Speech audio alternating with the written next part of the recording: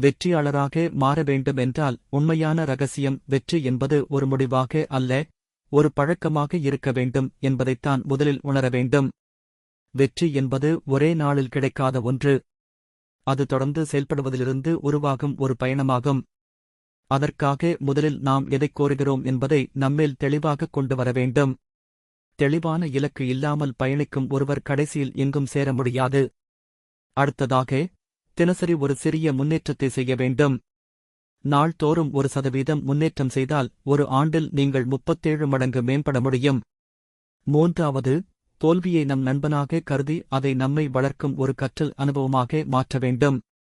நான்காவது, வெற்றியாளர்கள் யார் என்பதை ஆராய்ந்து அவர்கள் வழியைப் பின்பற்றி அவர்களைப் போல செயல்பட வேண்டும். ஐந்தாவது, உங்கள் மனதை தினமும் ஊக்கப்படுத்தும் வார்த்தைகள், புத்தகங்கள் மற்றும் வெற்றி கதைகளால் நிரப்புங்கள். ஆரோக்கியமான உடற்பயிற்சி, நேர்மையான உறவுகள், பொறுப்புடன் செயல்படுதல் ஆகியவை உங்களை வெற்றியின் பாதையில் நிலைத்து வைக்கும். முக்கியமாக, உங்கள் குணநலன்களை நிர்வகித்து சோம்பேறித்தனத்தை வெல்லுங்கள். ஏனெனில் உங்கள் வாழ்க்கையை மாற்றும் ஒரே நபர் நீங்கள்தான் என்பதில் உறுதி வையுங்கள். எல்லாவற்றையும் விட முக்கியமானது, உங்களுக்குள் ஒரு மாற்றத்தை ஏற்படுத்த விரும்புங்கள். அதுதான் வெற்றியின் முதல் படி.